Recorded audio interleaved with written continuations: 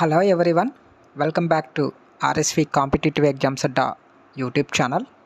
Friends, APPSC group 2 mains అనేది maximum వాయిదా పడే సంకేతాలు కనిపిస్తున్నాయండి.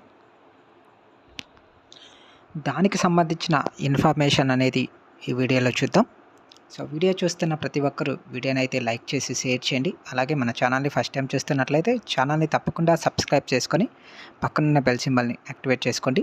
అలాగే టెలిగ్రామ్ గ్రూప్కి సంబంధించిన లింక్ని కూడా డిస్క్రిప్షన్లో ప్రొవైడ్ చేస్తాను. టెలిగ్రామ్ గ్రూప్లో కూడా జాయిన్ అవ్వండి ఫ్రెండ్స్. చాలామంది అభ్యర్థులు గ్రూప్ 2 వాయిదా పడాలని చెప్పేసి కోరుకుంటున్నారు. అలాగే చాలామంది అభ్యర్థులు ప్రభుత్వాన్ని కూడా విన్నవించుకోవడం అనేది జరిగింది ఫ్రెండ్స్.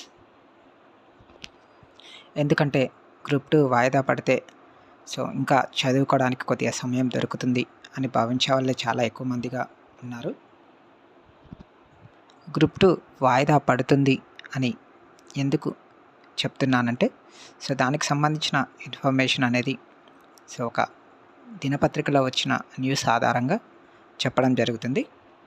అదేంటో చూద్దాం. చూడండి, సాక్షి దినపత్రికలో ఈ అప్డేట్ రావడం జరిగింది. కొత్త ప్రభుత్వం ఉద్దేశం ఇదేనా? వైఎస్ఆర్సీపీ ప్రభుత్వం గ్రూప్ 1, గ్రూప్ 2 డిగ్రీ కళాశాల లెక్చరర్లు, జూనియర్ కళాశాల లెక్చరర్లు, పాలిటెక్ కళాశాల లెక్చరర్లు తదితర పోస్టుల భర్తీకి నోటిఫికేషన్ విడుదల చేసిన సంగతి తెలిసిందే. వీటిలో పలు పోస్టులకు ప్రిలిమ్స్ కూడా నిర్వహించి ఫలితాలు ప్రకటించింది. మెయిన్స్ పరీక్షలు జరిగే సమయంలో సార్వత్రిక ఎన్నికలు రావడంతో కొన్ని పరీక్షలు వాయిదా పడ్డాయి. ఈ నేపథ్యంలో వైఎస్ఆర్సీపీ ప్రభుత్వ హయాంలో ఏపీపీఎస్సీలో నియమితులైన చైర్మన్, సభ్యులు ఉన్నంతకాలం ఈ పోస్టులు భర్తీ చేయకూడదనే ఉద్దేశంతో కొత్త ప్రభుత్వం ఉన్నట్లు తెలుస్తుంది అని చెప్పి ఇవ్వడం జరిగింది. అంటే ఇప్పుడున్న సభ్యులను రాజీనామా చేయించి కొత్త వారిని నియమించి దాని తర్వాతే ఎగ్జామ్స్ పెట్టే అవకాశం అయితే ఉన్నట్లు మనకి అర్థమవుతుందండి. చూడండి, ఇక్కడ ఇచ్చాడు. తద్వారా ఆ పోస్టులను తామే భర్తీ చేశామనే క్రెడిట్ కొట్టేయడమే కొత్త ప్రభుత్వ ఉద్దేశమని తెలుస్తుంది అని ఇచ్చాడు. అంటే తెలంగాణ ప్రభుత్వం కూడా ఇలానే చేసేదండి. ఫస్ట్ పాత ప్రభుత్వం అన్ని నోటిఫికేషన్లు ఇచ్చేసి ఎగ్జామ్స్ కండక్ట్ చేసింది. కొత్త ప్రభుత్వం వచ్చిన తర్వాత ఆ ప్రభుత్వం నోటిఫికేషన్ లెక్క డేట్లు మార్చేసి, ఎగ్జామ్స్ యొక్క డేట్స్ మార్చేసి కొత్తగా పరీక్ష పెట్టేటట్లు చేసింది. అంటే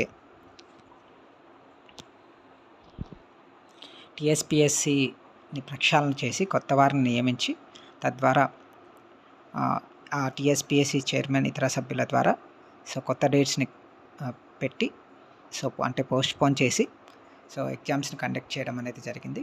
అంటే ఆ పోస్టులను తామే భర్తీ చేశామనే క్రెడిట్ కొట్టేయడం అనేది దీని ఉద్దేశం. తెలంగాణలో కూడా అలానే జరిగింది. కొత్త డేట్లు ఇచ్చేశారు. కొత్త డేట్స్ ద్వారా మనకి ఎగ్జామ్స్ కండక్ట్ చేశారు. కండక్ట్ చేస్తున్నారు కూడా. అలానే ఇక్కడ కూడా ఏపీ ప్రభుత్వం కూడా ఇలానే చేస్తుందని చెప్పేసి చెప్తున్నారు.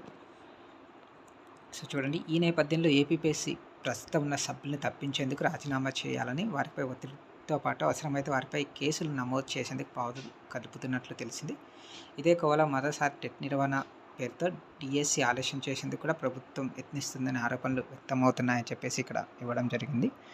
మనకు తెలుసు ఏపీపీఎస్సీ చైర్మన్ ఇతర సభ్యులు రాజ్యాంగబద్ధంగా నియమించిన వారు. వీరిని ప్రభుత్వం తొలగించే అవకాశం లేదు. వీరంతకు వీరు రాజీనామా చేస్తేనే వీళ్ళు తొలగించే అవకాశం ఉంది. అంటే వీళ్ళంతకు వీళ్ళే రాజీనామా చేయాల్సి ఉంటుంది. వీళ్ళంతకు వీళ్ళు రాజీనామా చేయించే విధంగా వీళ్ళు ప్రయత్నిస్తున్నట్టుగా మనకి ఇన్ఫర్మేషన్ ఉంది. ఇలాంటి జరిగితే మనకి గ్రూప్ 2 ఖచ్చితంగా వాయిదా పడే అవకాశం అయితే ఉందండి. ఎందుకంటే వాళ్ళు గ్రూప్ 2 చైర్మన్లు ఇతర సభ్యులను ప్రక్షాళన చేసి కొత్త వారిని నియమించి వాటి ద్వారా డేట్స్ చేంజ్ చేసి పెట్టే అవకాశం అయితే ఉంది. కాబట్టి మ్యాక్సిమం ఇలానే జరగవచ్చు. కాబట్టి గ్రూప్ 2 ఎగ్జామ్ అయితే మ్యాక్సిమం వాయిదా పడే అవకాశాలు అయితే ఎక్కువగా ఉన్నాయి ఫ్రెండ్స్. ఓకే, ఏది ఏమైనా గ్రూప్ 2 వాయిదా పడుతుందా లేదా అనే మనం ఆలోచించకుండా మన యొక్క ప్రిపరేషన్ అయితే కంటిన్యూ చేద్దాం. ఓకే, ఇదండి ఇన్ఫర్మేషన్. వీడియో నచ్చినట్లయితే తప్పకుండా లైక్ చేసి షేర్ చేయండి.